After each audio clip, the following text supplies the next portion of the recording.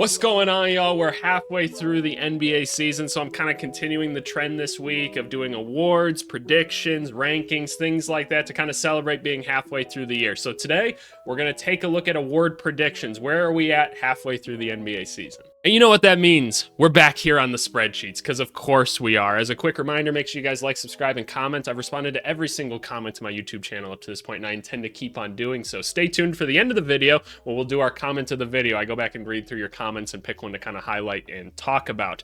Another quick thing with the whole like TikTok and ban and everything, my video editing software was unfortunately taken down, so I'm trying to learn some new stuff and kind of diversify a bit. So if things seem weird at any point, that could be why. But anyway, let's talk NBA stuff. So we're halfway through the season. We've got a good amount of data to take a look at now. So what I want to do is basically put my rankings up of where I think the top 3 people for each award are currently. And we actually did this in the preseason in a video. You can go back and watch that if you're curious. I'm not exactly sure why you would at this point, but I'm not going to not plug my content. So there you go. These are the predictions that we had. For MVP, I had Luka, Jokic, and Shea. Defensive Player of the Year, Wemby, Gobert, and Giannis. Sixth Man of the Year, Malik Monk, DiVincenzo, CJ McCollum. MIP, Most Improved Player, Jalen Williams, Victor, and Cade. Rookie of the Year, Risa Shea, Zach Edey, Terrence Shannon Jr. Wow, that one doesn't look great over here, this one, but you know, is what it is. So I kind of figured we could use this as a comparison tool to kind of be like, okay, where are our thoughts at now? I mean, thoughts are ever changing and ever evolving, so that's where we are. But anyway, I want to cover them here, and I think what I'm going to do is I'm going to work from MVP, because this one probably seems the most obvious to me, and I'll kind of just work my way back this way. So the first one I want to talk about, dark horse MVP candidate right now, is Giannis. Giannis was not on my top 3 at this point, but I think he is now. The Bucks are slowly climbing themselves out of a hole that they were in at the beginning of the season, but Giannis has been great the whole season. Is the free throw percentage a little bit scary right now? Yes. Is everything else about his game great right now? Yes, it's looking awesome, right? He's scoring over 30 points per game. His true shooting numbers are crazy. Nobody can stop him going to the rim. That's great. He's learned how to play with Dame well. Him and Dame are playing off each other. That's really cool. The Bucks could probably still make a couple more moves, but look, we're not here to talk about the Bucks in general. Giannis is one of those just great players. Obviously, he's a huge factor defensively. Him and Brook together are so dominant for them, so Giannis gets my number 3 vote at the end of the day. All right, let's skip over a couple more, and it's going to be here. Our most valuable player runner-up right now is Shai Gilgeous-Alexander. I had Shai as number 3 right here, so we were kind of close here with this one. And again, this isn't like necessarily accurate, so I guess I shouldn't say this is close, but at least my inclinations are still in line, so I guess that's a good thing. The Oklahoma City Thunder are even better than we could have possibly imagined. We knew they were going to be really good this year. We knew that they were much improved. They went and addressed other things by being like, all right, Giddey wasn't the perfect fit with the team. That made a ton of sense. They went out and got Caruso. He's been a nice fit with them. They went out and got Isaiah Hartenstein, who's been awesome for them. The Thunder just have like so many different lineups they can kill you with, but at the end of the day, it all starts with Shai. Shai is just that dude. He's one of the what I'll call like 3 or 4 just unguardable players in the NBA. He just can always get to his shot. He's got enough length to get over everyone. He's so smooth defensively. He's so rock solid as well. And it just seems like if it's the end of a game, and I feel like this is kind of what like superstars are at the end of the day, right? If it's the end of the game and you're down 1 point and you have the ball, you're the Oklahoma City Thunder, it's over. It's over, because Shai gets the ball, he's going to do it, he's got to do it, and he's going to get it done, right? Shai's just been awesome this year. Obviously, the scoring is insane. We'll see if he can keep it up. And then, surprise, surprise, the winner of it is Jokic. Yeah, no surprise with that one whatsoever. He's leading the NBA, it feels like, in almost every statistical category. He's like in the top 5 for steals, points, rebounds, assists. Like, it's like 3-point shooting. He's the number 1 3-point shooter in the NBA this year. There's just nothing he can't do when he's on the court. Good things just happen, and you know what? Good for him at the end of the day. He's so dominant. He deserves another MVP. He should have won the last one as well, but you know, there's always all the politics that go into things. I don't see a world, unless he gets hurt, which knock on wood and everything, that doesn't happen. But again, pretty clear. I think all of us know that Jokic is the MVP at this point. So let's go over to DPOY again. Oh, well, I should say, by the way, I had Jokic as number 2. I had Luka as number 1 before. Luka's been hurt this season, but he wouldn't have passed Jokic most likely anyway. Jokic is just having a season that we've never really seen before, so take that as you will. Moving over to DPOY, I've got Jaren Jackson Jr. at number 3. I think he's getting like a little over a block and a half a game right now, and I don't want to do this whole thing where it's like it's always big men that get this award, because there's so much more to defense and it's so much more complicated than blocking shots. But spoiler alert, I think the 3 best defensive players in basketball are all big men right now, so you're just gonna have to live with me on it, okay? I'm sorry, I wish it was more creative. I thought long and hard about it, and I had other guys that I wanted to put on the list, but I couldn't justify it, so this is where I think it needs to be. Jaren Jackson Jr. obviously has been in like DPOY conversations before. You'll notice that I didn't even have him on the list because he fell off defensively the past couple seasons. There was a lot of like foul issues and other things where on the perimeter he was getting himself into trouble and stuff. But look, those teams that he was a part of were much more shaky of teams than the ones he's on now. And now that he's kind of back to having competence around him and stuff, it elevates your game. That's kind of a thing I feel like people forget in basketball. Like I feel like a lot of people think, okay, if you take, I don't know, insert any great player like Luka, and you put him on like the Brooklyn Nets team right now, and you just leave him with those guys, like he's not going to play as well because he doesn't have as good of a team around him, right? Like if you can't trust other guys to do certain things, you got to make up for it in other areas. You extend yourself too far, bad things happen, and that's kind of what I feel like happened with Jaren. Now he's kind of back in that defensive player of the year conversation, and look, they may be like the number 1 offense, but like they're not far behind on defense and everything right now, and he's a big reason why. So shout out Jaren Jackson Jr. Evan Mobley, another big man that we're putting at number 2, also was not on the list right here. Evan Mobley's just taken a jump this year, man. Like he was always really, really good defensively. That was never a problem before. I feel like now it all just clicked for him, and that's what happens as you get older, right? Like the coordination and the ability was always there. It's just now he's seen everything. He's like, okay, I know this guy's tendency. I know this guy's tendency. You can switch me onto this guard out here. I can stay in front of them and like cause them havoc with my giant wingspan and like good feet coordination and everything. And if you go to the rim, just forget about it. I'm erasing that shit every single time. And obviously we're talking about DPOY stuff, but like what a leap he's had offensively this year as well. But defensively, like Evan Mobley is just like out of this world. It's not even really funny. I'm trying to think, like, what is his blocks per game at right now? I think it's below Jaren, if I had to remember correctly, but I don't know. I know he's got like a crazy number of like rim contests or something like that. Like I want to say it's like 10 rim contests a game or something like that. So one of you can correct me on that. I can't remember all the numbers at the end of the day, but Mobley's been he's been awesome. And then DPOY, the guy that's going to win Defensive Player of the Year probably for the next 15 years is Victor Wembanyama. It's just not even close. Basically, when he's not on the court, the Spurs are bad at defense. They're like worse than the NBA. When he's on the court, basically, they're the best defensive team in the NBA. Basic math tells us Victor Wembanyama is the best defensive player. Basic logic says that the 7'5" kid standing out there with giant arms and good coordination that can block things with his elbow tells us he's the best defensive player in basketball. Don't need to over-elaborate it. It's Vic. It just is. So, yeah, get over it at the end of the day. And that was who we predicted for that. What a surprise. So, fair enough.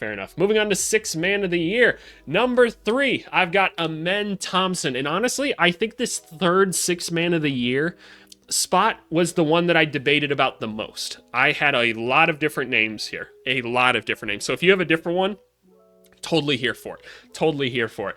I feel like the difference that Amen Thompson has when he comes into the game for the Houston Rockets is so felt. His energy, his smarts, always being in the right place on the court. Defensively, he's a monster. Like, he's going to be an all-defensive player candidate at the end of the day. I think that that's kind of an important thing to note. But, like, you know, he might only be getting you like 12, 13 points a game or something like that. But as a guard, he's getting you like 8 rebounds and some assists. And his true shooting percentage is like 62% or something like that.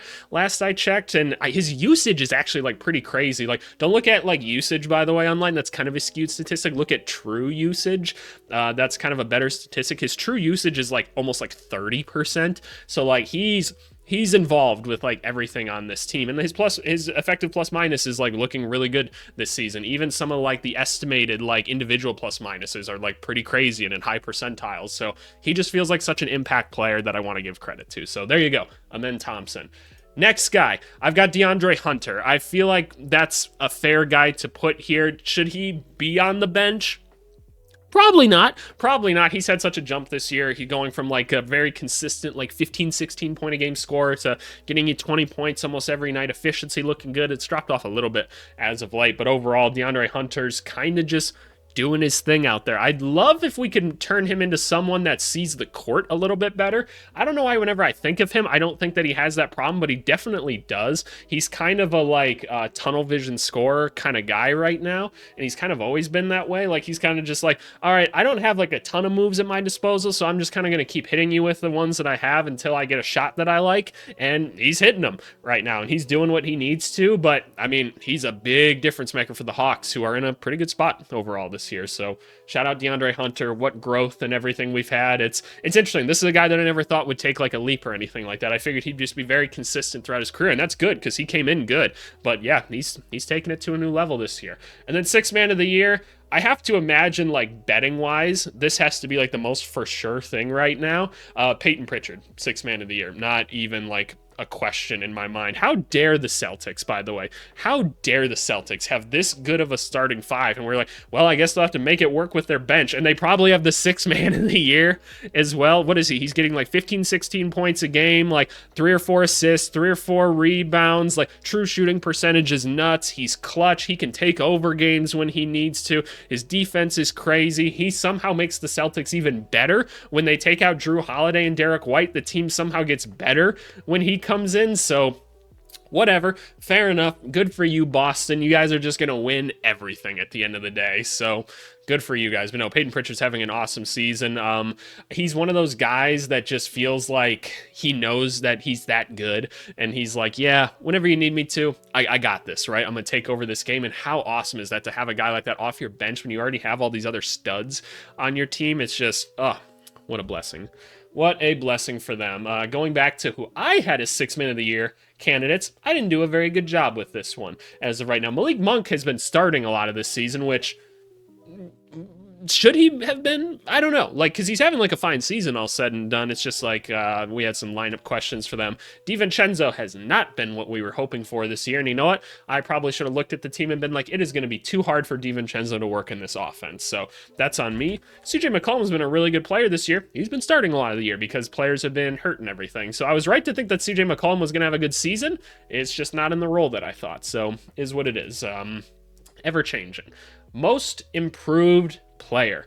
This is an interesting one. Number 3, I have Tyler Hero. I had a lot of debate about this one as well, as to like which guys I wanted to put here. I'm gonna put Tyler Hero at number 3. Look, I think it's important to realize that like there's obviously a big jump from being like a guy that scores like 1 point a game in the NBA to 10 points, right? There's a jump between 10 and 15 points a game, 15 and 20 points. Tyler Hero was a 20 point a game scorer, so people knew coming into the season how good he was. He's up to like a 24 point a game score. Now, the jump of going from like 20 to 24 is harder, believe it or not, than going from like 1 to 17. I know that seems hard to understand, but I promise you it is. Like when people are gunning for you every night and you can make a jump that's significant, that's really hard. The playmaking's improved and everything. All the efficiency's up at the end of the day. He's in a bigger role for the team because guys are in and out, so we just kind of salute Tyler Hero. There's still some parts of his game we'd like to see improved, but I wanted to highlight that improvement nonetheless. I think it's a pretty impressive thing. By the way, if we can look at the people that I had here, again, I had Jalen Williams, Victor Wembanyama, Cade Cunningham. Going on to number 2 here, I have Norman Powell, a guy I did not have anywhere near my bingo card. So again, we talked about the jump. As you get higher up in that kind of like points per game category, it gets harder and harder to go up. We're talking about a guy that went from like 16 points a game to like 24 points a game, and on nuts efficiency. Really, really good defensively as well. Contributes in all facets of basketball at this point. Going to be a borderline all-star this season. If you guys haven't already watched my like all-star video, which turned out to be almost like an hour long, go watch that one.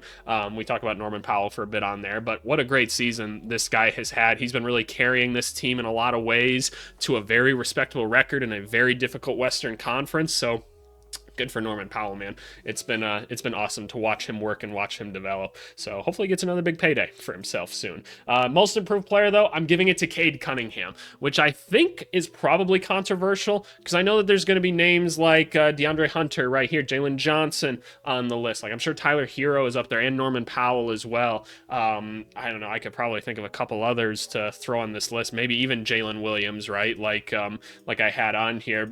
Maybe some people would even say Vic, but I just think Cade Cunningham, for as good as he is right now, getting you like 20-something points, 23, 24 points, getting you almost 10 assists every game. The turnovers are a little bit high. I know. He's young still, relax. But from taking his team that were in just like the darkest depths and making them like a 500 basketball team is just, it's such a great story to me. And it's been great to see like the growth in his game, or more so just getting the chance to showcase it at this point, to be like, hey, I'm really, really good at basketball when I actually have NBA players around me. I saw some sort of statistic, which I know I talked about in another video, that like he's had like 40 teammates over like the past like 2 seasons, and only like 10 of them are still in the NBA. It's crazy. So this dude's been balling with bums, and now he's finally got a couple like solid players around him, and he's like, okay, this is good enough. I can make this work, and he's making it work. He's bringing a culture there. So MIP for Cade Cunningham in my book. So I guess when I said he was a dark horse, I was onto something. There. Okay, let's talk about Rookie of the Year, because Reese Shea has not been there. Zach Edey's been hurt and is still probably not in that conversation regardless. Terrence Shannon Jr. has only played like 12 minutes of NBA basketball, and I blame the Timberwolves for that one. He could be up here. I promise you he could be, but that's neither here nor there. First one I got here, I got Yves Missi, a name I did not think would be on this list whatsoever, but our draft evaluation of him was pretty spot on. I was like, hey, this guy's almost certainly going to go to the Pelicans. It feels like just a match made in heaven given the draft choice or the draft position and everything and what they need. I looked at this guy and I'm like, this guy reminds me of Clint Capella. I'm like, he's going to run, jump, and dunk. He attacks the rim with ferocity and everything. He's going to block some shots. He's going to grab some rebounds. Cool. Like, I think this guy, if you put him in the right situation, he's going to be very just consistent for you. And that's exactly what he's been this year. And look, this rookie class hasn't been very good, right? Hasn't been a very good rookie class. And obviously Jared McCain went down. I'm just, no spoiler alert, right? He's not on the list because he's out for the season and everything. Sorry, Jared McCain. It would have been you most likely, but is what it is. Missy's been so consistent this whole year. He's been really efficient. He's a big difference maker for them, and they needed a center. So shout out Yves Missy, man. I think he'll be a nice option for them going forward in the NBA. He's already better than I thought he would have been coming in. So good for him. Number 2, I got Jalen Wells, another name I had no idea would be anywhere close to being on this list. This is a guy that joined a team that desperately needed wing help. He's a second-round pick. And he goes, okay, so you need size at the wing that can play 3 and D? Okay, say less. Like, I can go get you like 10, 11 points per game on really, really good efficiency and play good defense.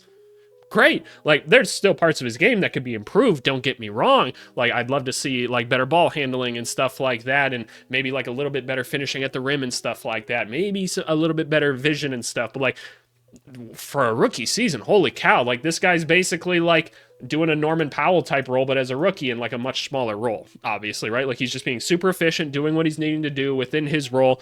It's awesome. So shout out Jalen Wells. You've had an amazing season so far. Man, keep going.